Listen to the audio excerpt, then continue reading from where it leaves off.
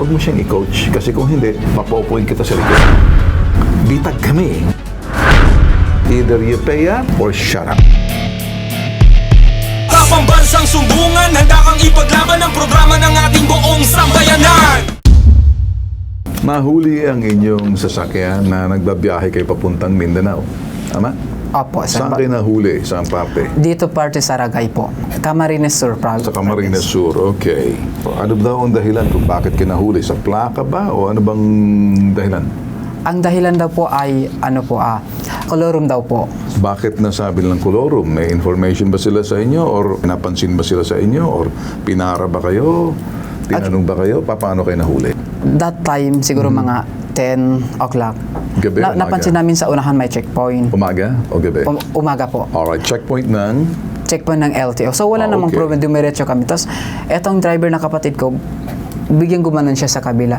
Tapos napansin niya, kasi kadalasan yung warning device sa sasakyan, nilalagay niya sa kabilang side. Sabi niya, nasaan yung warning device? Ay, wala. Tapos bigla namin hinanap sa likod, wala. So sabi niya, pag ganyan wala tayong warning device, tapos may LTO checking, tapos sabi niya, maaano tayo dyan. Sabi niya, ikot na lang muna tayo ulit, hanap tayo ng makakainan. Tapos nung umikot kami ulit, hindi namin napansin na hinabol na pala kami ng mobile. Ibig sabihin, umiwas kayo instead na sa checkpoint, bumalik kami para hanap okay. na sana. So, nakita nila na parang umiwas kayo, bumalik kayo, saka hinabol kayo. Hinabol po kami. Pagkahabol sa inyo, anong nangyari? Saan kayo pinara? Saan?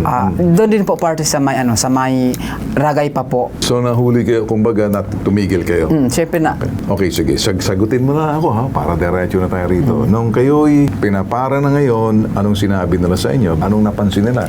Dahil hindi kayo tumuloy sa checkpoint. Parang ibig na sabihin, guilty kayo, kaya bumalik kayo. Umiiwas kayo. Kaya ang ginawa nila ngayon, may probable cause na parang sundan, ano kaya, bakit kaya?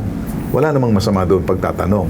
Alright? So, nung nakita kayo, anong sinabi sa inyo? Hiningi lang yung license sa ORCR. Okay, so the usual. Okay, Tapos okay, dahil okay naman po, tapos pinababa itong driver. Okay. Pagkatapos po nun, pinapalayo po yung driver, tapos binukas nila yung van. Tapos yung mga kasamahan namin, ako, at saka yung extra driver sa kabila. Tapos sinasabi, bigla pong tinatanong kung namamasay. Sabi po namin, hindi po kasi private po, pauwi kami ng Mindanao. So may kasama kayo sa loob ng sasakyan? Okay. Tinanong ba ng LTO, kayo ba'y pasahero? Kayo ba'y miyembro ng pamilya o pasahero o nagbayad o inupahan? Mga ganun ang tanong. Kasi kung kolorum, baka magkaroon sila ng kanilang siguro. Baka namamasada kayo. Tapos pinababa kayo, kinausap yung mga kasama ninyo na maaaring iba ang sinabi. Sinabi ng kasama namin na ka-board mate kami para uuwi din ng ano. Ka-board mate o uwi. Bakit nagduda na sila? Kasi ang sinabi mo raw yung mga kasama mo sa loob ng sasakyan ay pasahero. Yung pinapaano nila kasi sir, pinapalabas nila. No, pinapalabas. Pero anong sinabi mo? Umamin ka ba na tinatanong ako, sabi ko mga ka-board mate lang namin board yan. mate? Tapos sabi niya sa akin, may pamasahe sila. Sabi ko, meron naman, pero kahit meron, pag-aambagan kami sa diesel dahil kinakausap lang po kami na sumasama sila. Pag kolorum kasi, para magdududa sila na parang namamasada kayo. Ano ba talagang totoo? Ka-board mate ninyo sila, kasama nyo, nagbayad sila, ambag-ambag. Hindi ko maintindihan. Ganon kasi para ambag lang po, sir. Okay, so nag-aambag-ambagan kayo. Para saan yung ambag? Sa gasolina? Para sa gas po. Para sa gas. Kasi so hindi kayo, sandali muna, no? Nag-iimbestiga na ako para ipagtanggol ko kayo. Kasi kung hindi, may hirapan kami. Kasi hindi namin alam kung anong nangyayari doon. So may duda ang LTO. May nakita sila sa inyo sa pag-iimbestiga nila. Meron silang nakita na hindi tutugma doon sa sinasabi ninyo. So ang ginawa nila, pinababa, kinausap nila yung mga kapasahero. Tama? May video with audio na provided ng office ni Asikla Canilaw, body camera footage, ng pakikipag-usap sa pasahero. Saan yung galing sa ano mo? Saan galing yung lahat? Bakit may tinggalan ko dito? Papunta ka. Huwag ka na magsinungaling at kitang-kita ang gawa nyo eh. Ikaw, magkano lahat ng bigay na yung pasahero mo? Wala yan. Private. Ba't ka tumakas? Hindi, gusto Ay, takal na namin sa kalsada. Huwag ka magsisinungaling na. Ngayon po, may tanong ako sa inyo. Saan po ba kayo galing, sir? Manila. Okay, Manila.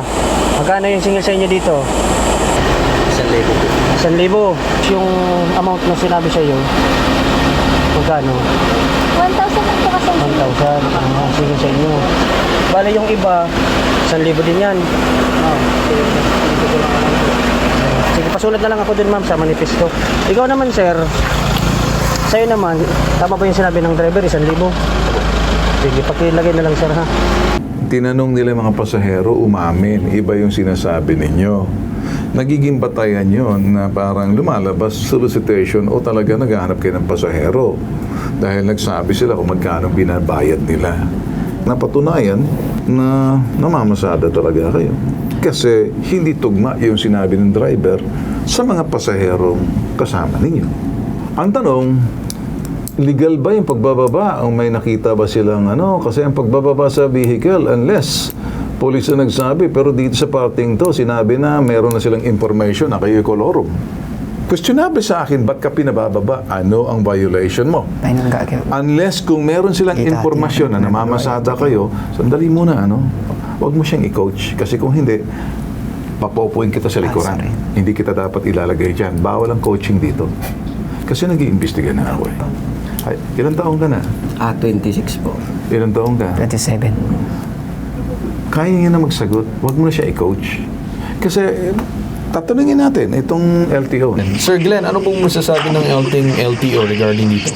Base po doon sa incident report na submitted po ng ating apprehending officer, napansin niya po yung white van, nag-attempt siyang i-plug down, kaso humarurot po yung yung van at nagkahabulan. Na-plug down po sila, hiningi po yung ORCR and driver's license po doon sa driver, and upon visual check po doon sa loob, may mga pasahero. So, nag-suspect siya po ng apprehending officers po natin, possible chlorum nun. Kasi, bakit ka tumakbo nung pinaplug down ka? Kasi nagro-road inspection po tayo eh. Ang ibig sabihin po nun, randomly, pwede po tayo mag-check kung roadworthy ang sasakyan sa kalsada. And part po yun ng Auckland Balik Eskwela natin to ensure the safety ng mga passengers po natin na going to school o yung pong time na yun. Pag colorum operation po, standard operating procedure is to isolate the driver para hindi po maka-coach doon sa mga passengers. That's the standard operating procedure. So yun po yung nangyari. May mga interviews po na ginawa po doon sa mga passenger, and 4 po na passenger lang yung nag-cooperate. Iba-iba po yung address nila, no? And iba po yung point of origin po nila. Yung 3 po Manila, yung isa Taguig. And iba-iba din po yung destination nila. Therefore, at this point na parang binigyan nyo sila ngayon ng parang this is a penalty or anything? Yes, Sir Ben. Kasi yung colorum operation po is a violation of Section 7 Okay. Republic Act 4136. Okay, sige. So, ano hong babayaran nila ngayon dyan para ng the situations? Under the Joint Administrative Order 2014-01 po, Section 4, a private vehicle operating as colorum or for hire, ang penalty niya po is 200,000. Alright. Sir, hindi na pa kami pwede makikialam sa inyo. If I were you, siguro makiusap kayo or bayaran nyo doon kasi we were not there. Kahit na ang depensa mo, kumuha ka ng abogado mo, hindi ka namin papagtatanggol. Kasi kung mali ka, hindi namin trabaho rito sa bitag na ipagtanggol yung mga wala sa tama. Ay, hindi rin kami yung bending the law. Bitag kami. We don't bend the law. The law is a law na kapag nagano ka na sa huli sa kolorum, eh may nilabag ka na. Kaya kahit na anong depensa mo dyan, hulog na kayo sa bitag. Ayusin nyo na lang, ha? It's already been done. Either you pay up, or put up, or shut up.